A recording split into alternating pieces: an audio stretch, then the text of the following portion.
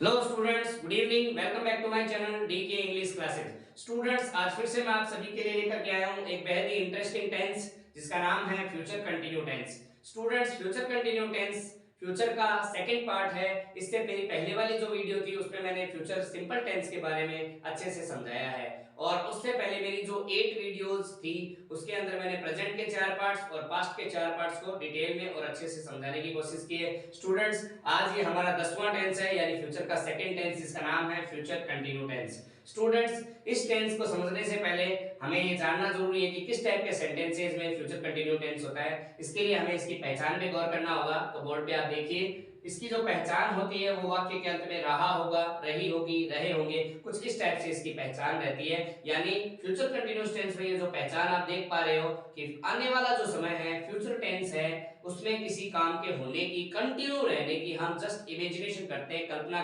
करते हैं। वो काम रियल में होगा ये कोई जरूरी नहीं है, यानी एक प्रकार से अनरियल एक्शन है, ये जस्ट इमेजिनेशन पर टिका हुआ टेंस है कि शायद ऐसा वहां हो रहा होगा। तो स्टूडेंट्स देखिए, इसे हम प्री प्लान्ड एक्शन भी बोल सकते हैं कि कोई पहले से हमारी प्लानिंग हो रही होती है और फिक्स टाइम के अंदर आने वाले पॉइंट में हम ये कहते हैं कि उस समय ये काम हो रहा होगा। जैसे फॉर एग्जांपल, रहा होगा, रही होगी, रहे होंगे। तो मान लीजिए कि आपको ये कहना हो कि पापा ऑफिस में काम कर रहे होंगे, मम्मी घर पर खाना पका रही होगी, सर क्लास में वीडियो बना रहे होंगे, दीदी होमवर्क कर रही होगी, मोहन टीवी देख रहा होगा। तो इस टाइप से स्टूडेंट्स की एक इमेजिनेशन होती है। We are not sure about those kind of the activities, those kind of the actions. हम वो जो एक्शंस यूज करते हैं वो रियल में हो रहे हैं, इसकी कोई गारंटी नहीं होती, ये केवल इमेजिनेशन होती है।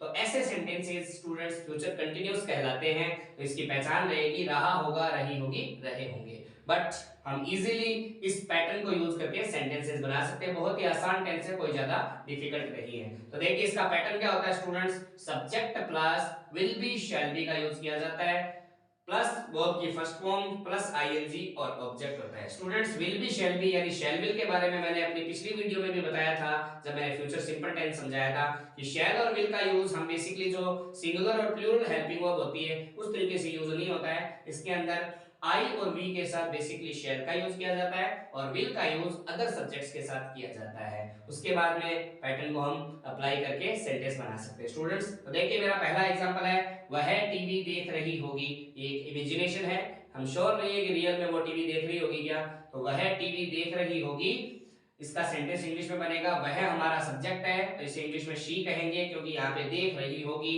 एक फीमेल का पता चलता है, गर्ल का पता चलता है, तो शी आ गया। उसके बाद में पैटर्न में विल बी शैल बी में से हम क्या यूज करेंगे, विल बी का यूज करेंगे, क्योंकि जैसा कि मैंने पहले ही कहा था आई और वी के साथ शैल बी, बाकी सब में विल बी।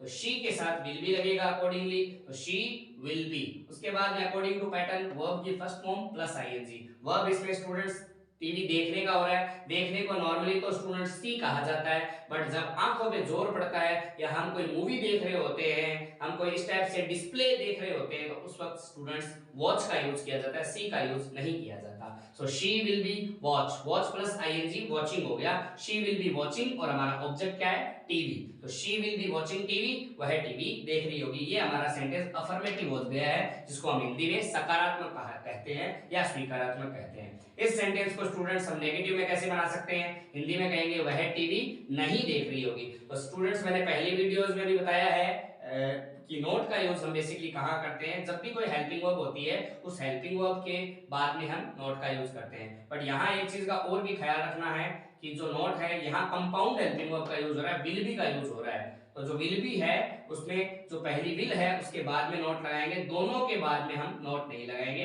यानी जब भी विल बी शैल बी इस टाइप की कोई हेल्पिंग वर्ब होती है जो दो हेल्पिंग वर्ब कहलाती है, यानी मेन वर्ब से पहले जितनी भी हेल्पिंग वर्ब है उसमें बीच में नॉट का यूज किया जाता है। तो she will not be watching TV हो जाएगा नेगेटिव में, वह टीवी नहीं देख रही होगी। उसके बाद में स्टूडेंट्स बेसिकली थर्ड सेंटेंस हमारा इंटरोगेटिव का होता है, क्या वह टीवी देख रही होगी। तो क्या के लिए हमें व्हाट का यूज नहीं करना, वो WH1 फैमिली के अंदर आता है, उसके लिए मेरी एक नई वीडियो आएगी, अलग से समझाऊंगा उसमें।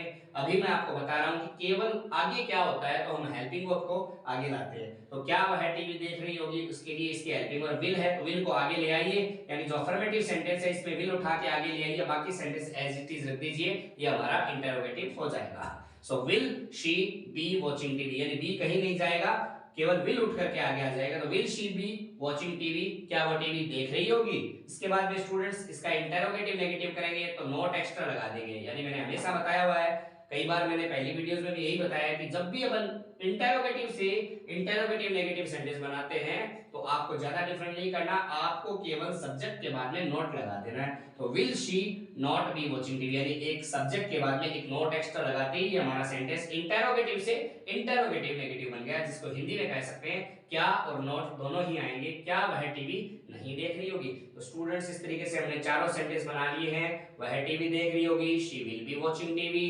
वह टीवी नहीं देख रही होगी, she will not be watching TV. क्या वह टीवी देख रही होगी, will she be watching TV. क्या वह टीवी नहीं देख रही होगी, will she not be watching TV हो जाएगा। स्टूडेंट्स इस तरीके से हम और भी बहुत सारे एग्जांपल लेकर के जिसके अंत में रहा होगा, रही होगी, रहे होगी पहचान आती है, ऐसे sentence with the help of this pattern अपन बना सकते हैं। तो आपके लिए एक सेकंड सेंटेंस मैंने रखा है, राहुल अंग्रेजी सीख रहा होगा। इसका आंसर चारों में नहीं, ओनली अफर्मेटिव में आप मुझे कमेंट बॉक्स में कमेंट करके बताएंगे और वीडियो को लाइक करेंगे, इसे अपने दोस्तों में, अपने रिलेटिव्स में शेयर भी करेंगे अगर वीडियो अच्छा लगा हो तो। स्टूडेंट्स उम्मीद है आपको अच्छा लगा होगा, और अब तक यदि मेरा चैनल सब्सक्राइब नहीं किया है so please subscribe my channel. Thank you very much.